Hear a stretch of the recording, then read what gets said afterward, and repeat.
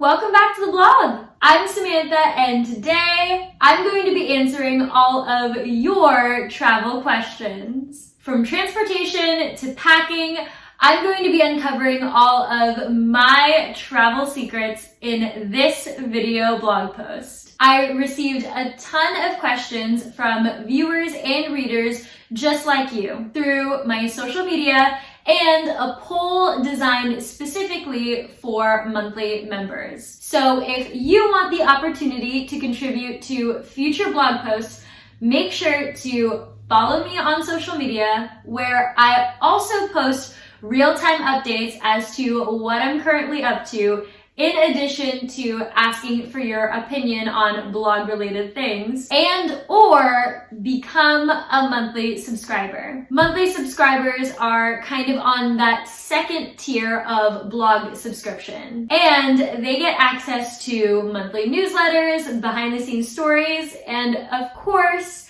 opportunities to contribute to future blog posts. Like this one. Between questions on social media and that poll from monthly members, we have a ton of questions to get through today, and I'm going to try to answer every single one. I got a few favorites related questions, and if you've been following this season of the blog so far, you'll know that I actually answered a ton of favorites related questions in an earlier video. I'll link it down below for those of you that are curious on hearing some of my favorites from my recent travels, specifically around the United States. But regardless of that video, I am going to be answering a few favorites related questions in this one as well. Starting with one I have already answered, my favorite state. It's kind of difficult for me to pick a favorite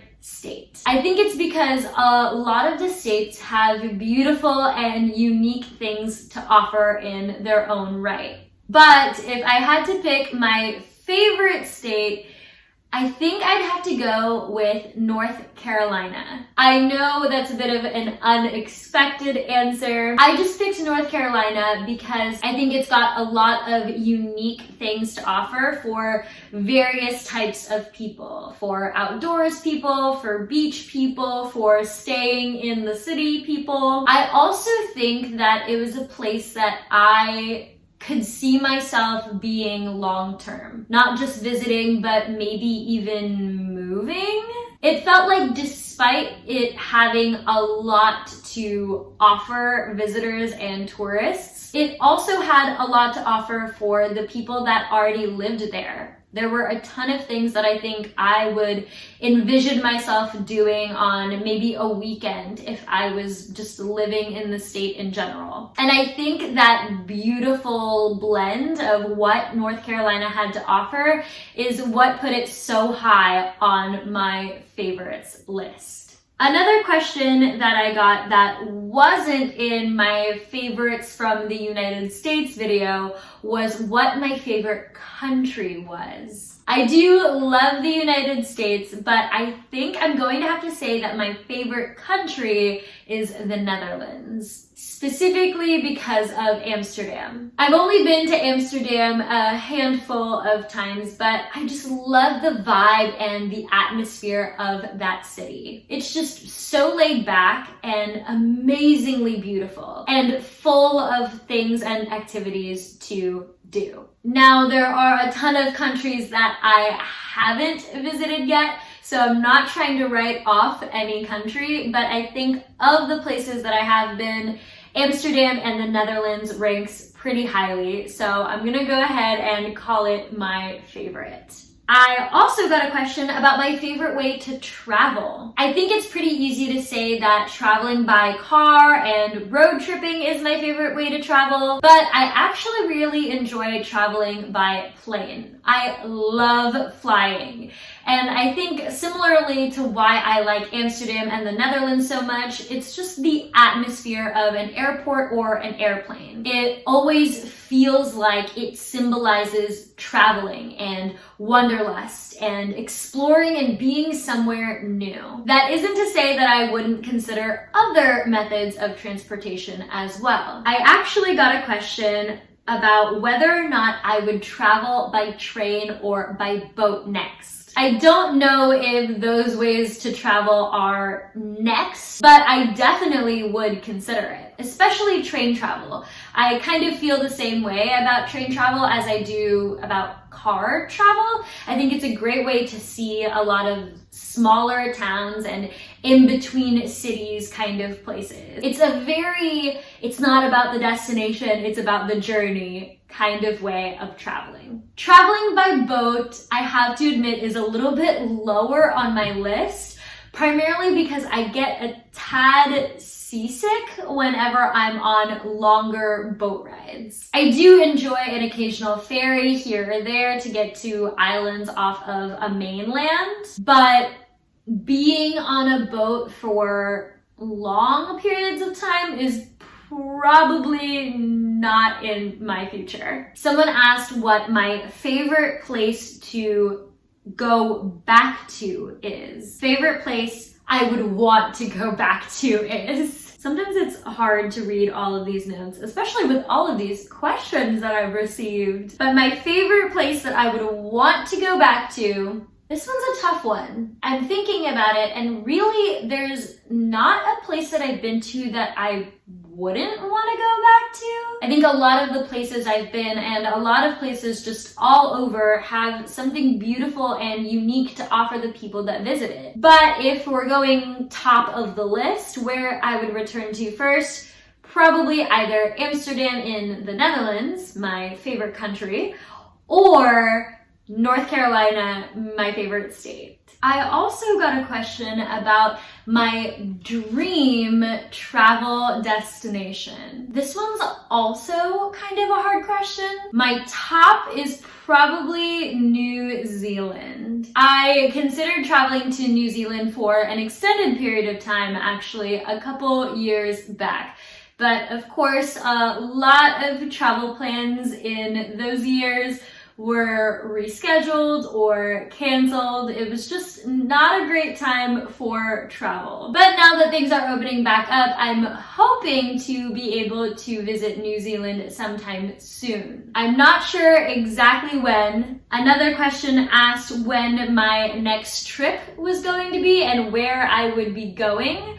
I actually got a few questions asking me that. As of right now, I'm not too sure. I don't have anything concrete planned for the next few months, although I am thinking up a few shorter trips or domestic trips within the United States that I could take. Hopefully I'll be able to give you a few more concrete details once I have them myself. Someone asked me about van life. And I thought this question was kind of funny and worth addressing because I actually considered it for a little bit. When all of my travel plans and of course everybody else's got a bit rearranged a couple years back, I really had to think hard about what I wanted to do travel-wise. I had to cancel and replan and redream a lot of things, like most people. And when I decided that my new travel goal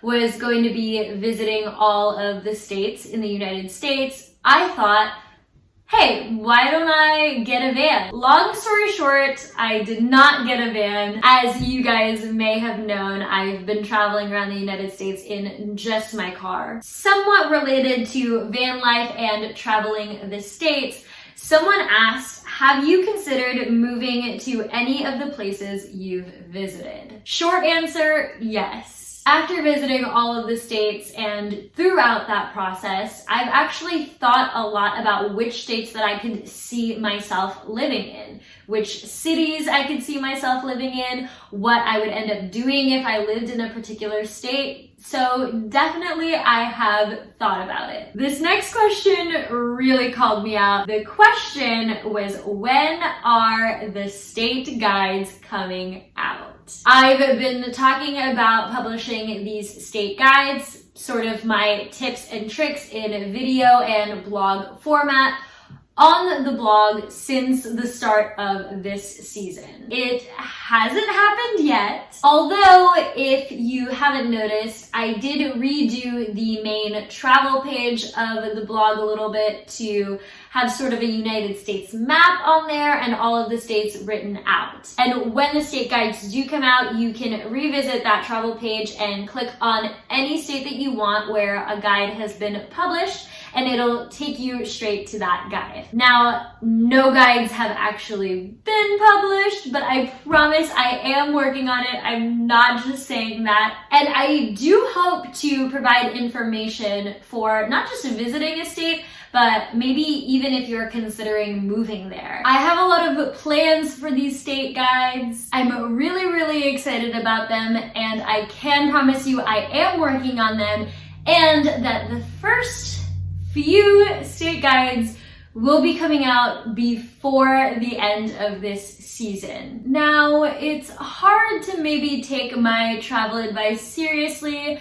when you don't quite know the full story of how I got started. I did end up getting quite a few questions surrounding my history with travel, how I got started traveling, how I'm able to afford it now, what it means to be a full-time traveler, why I love it so much, and other questions of the like, which of course I'm going to try and get to in this video. First of all, let's start with how this whole lifestyle came about for me. I have always loved traveling. Even as a kid, I loved going on vacation or even little mini getaways on long weekends.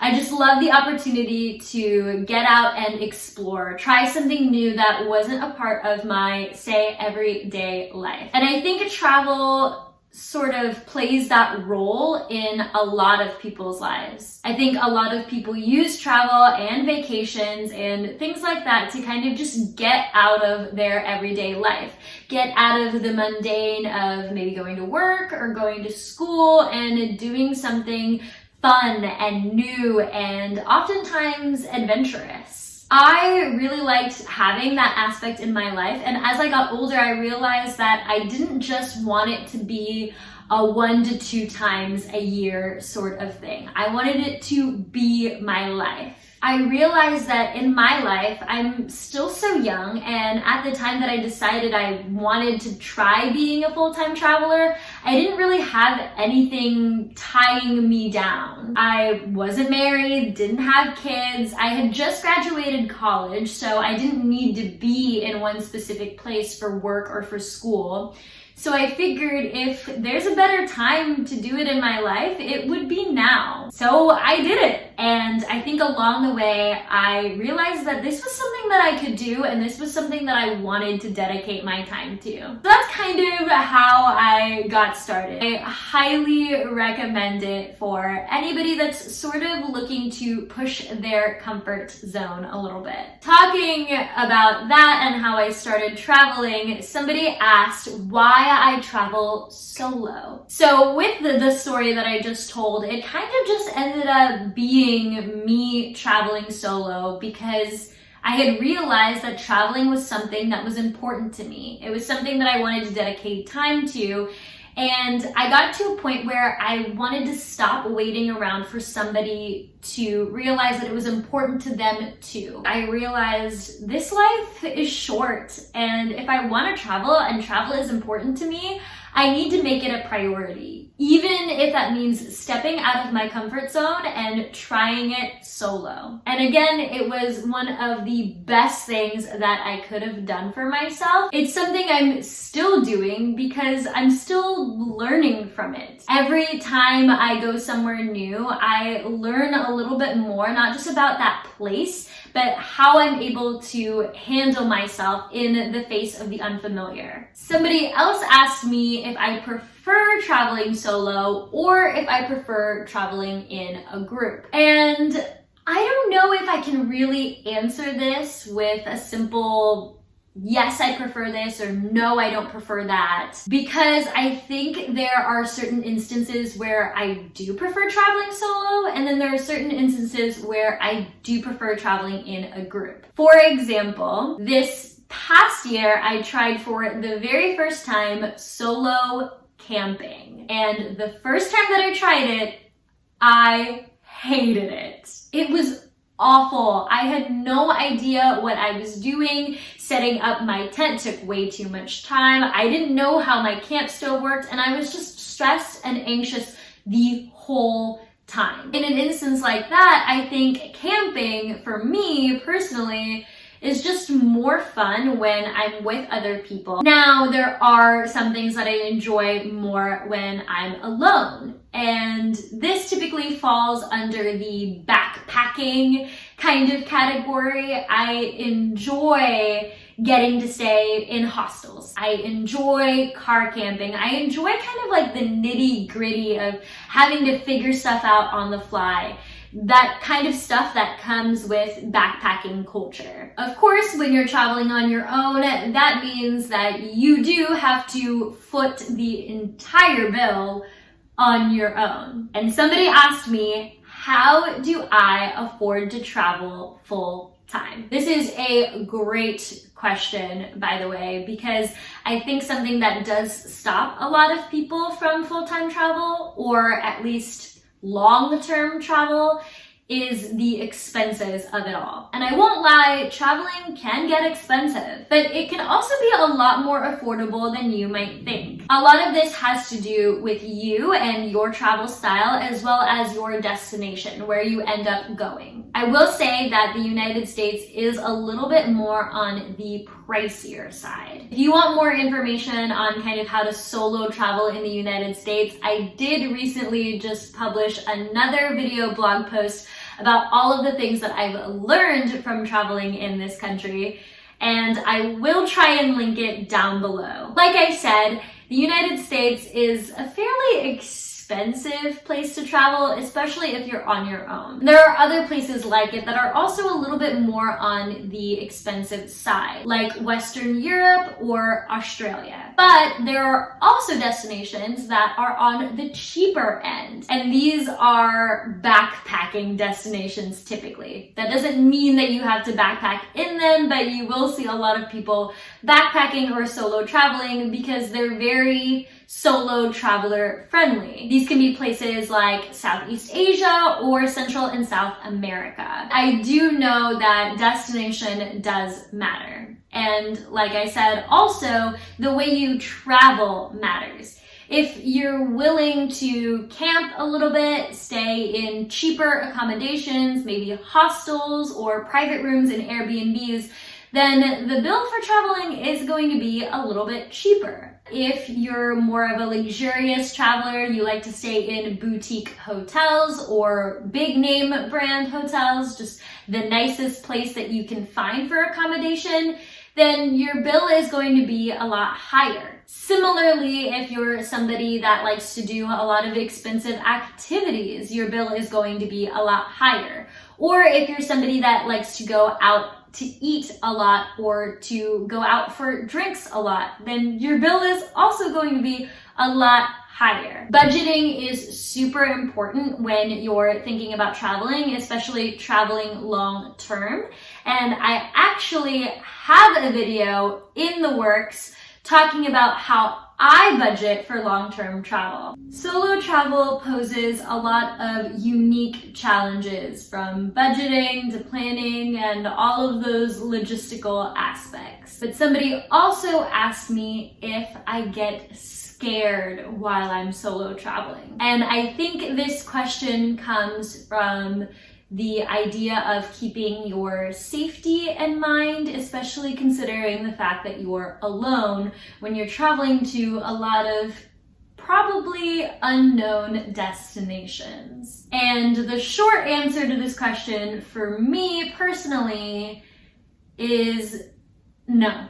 I don't really get scared at all when I'm traveling, but that's primarily because, one, yes, I've done it for a couple of years, but also two, I kind of know how to keep myself safe and keep myself from getting scared. The only times that I think I would be scared when traveling is when my safety is in question. I think when it comes to safety, a lot of it really is more common sense than you think it might. Of course, don't be hanging around any dark alleyways or leaving your drinks unwatched or flaunting valuables around. So when I keep those things in mind, there's really not any reason for me to be scared. Somebody asked me how often I travel for long periods of time. Typically, I like to stay in a new destination for a couple days to a week.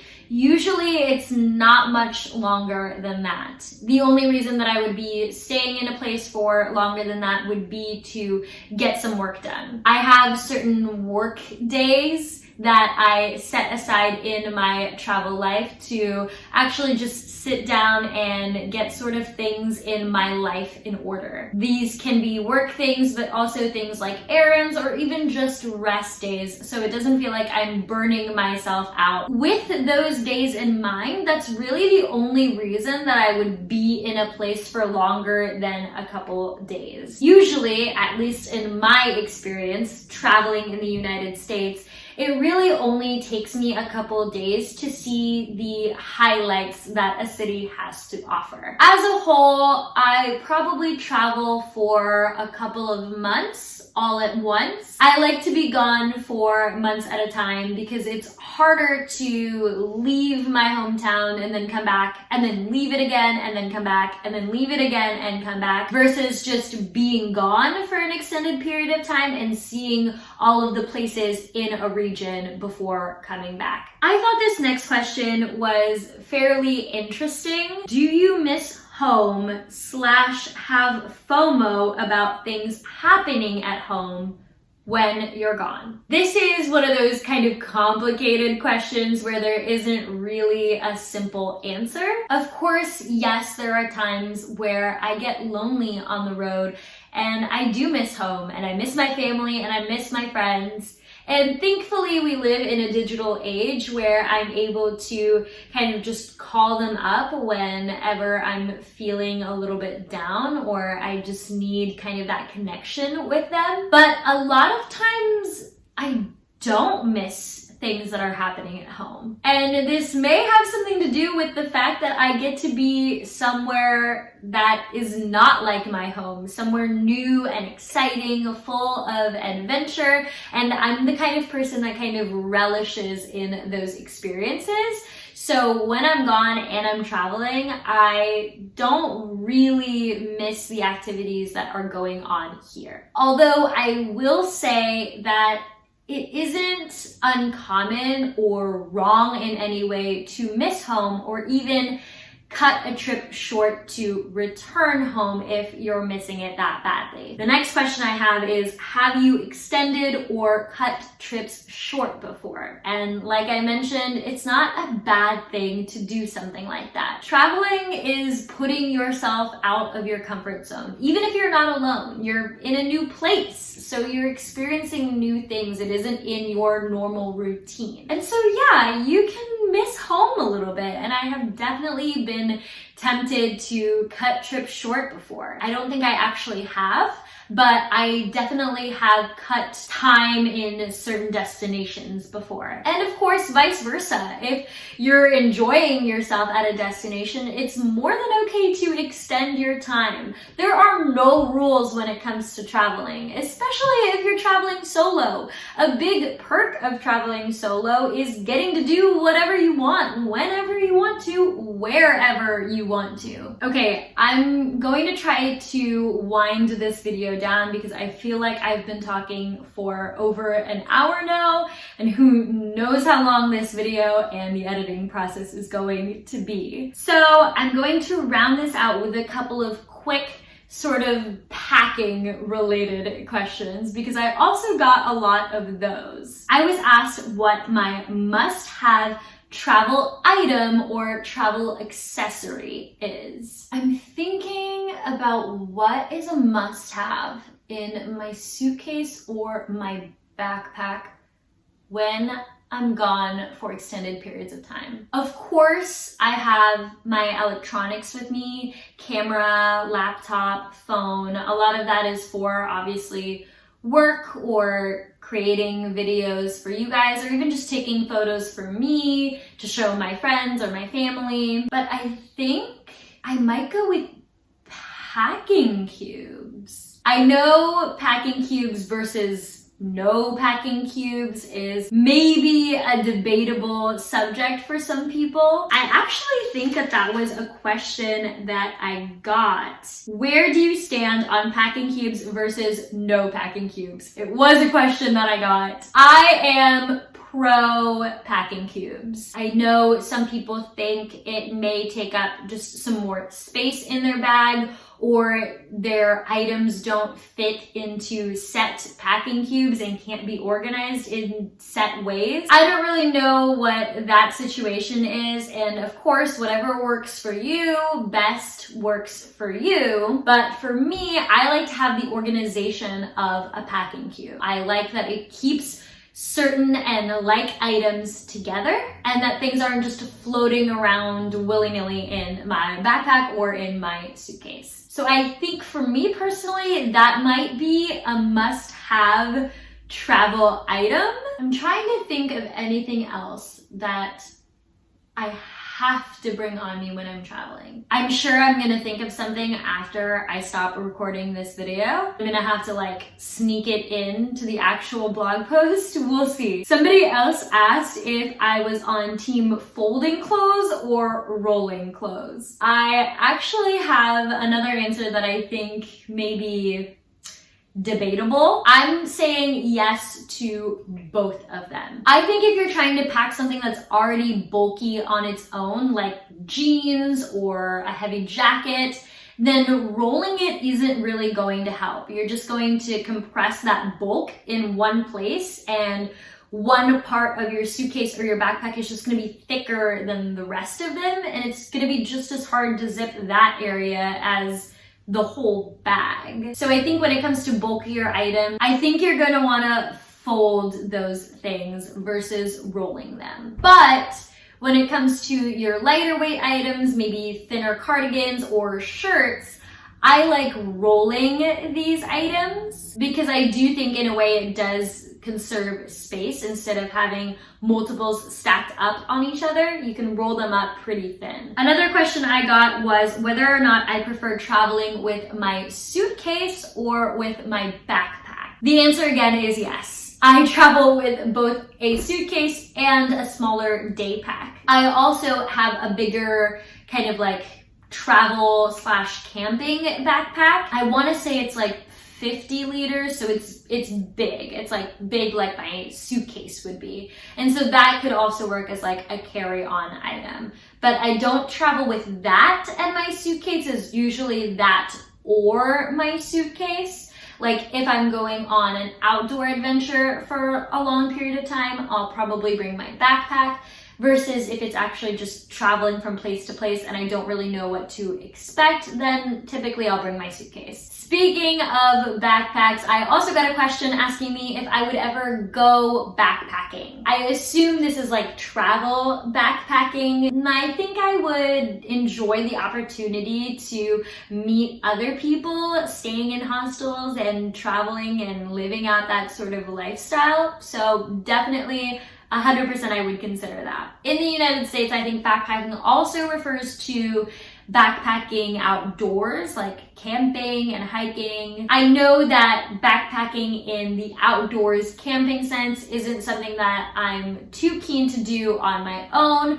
but I would consider doing it with a group. There really aren't a lot of closed doors with me when it comes to the future of my travel life. I'm open to a lot of different things, and especially having achieved my goal of traveling to all 50 states, I feel like the world is so open to me and there are so many possibilities of where I could go next or what I could do next in terms of travel. Gosh, that was a long video. I hope I got to all of the important questions. Hopefully, if you submitted one, you got an answer to yours. And hopefully you enjoyed watching this probably really long video. If you missed any of my answers, you may have to go back and just listen to the whole video again. I'm going to try and answer some of them down below as I edit the video. And if you enjoyed watching the video despite its length and maybe confusing answers here and there, please make sure to subscribe to the blog. I couldn't do any of this without your support, and subscriptions mean the world to me. Following me on social media also is a great way to stay up to date on the things that I'm planning for the blog, and of course, get to contribute in small ways to it as well. Thanks again for following, and I will see you next week for the next video blog post. Bye!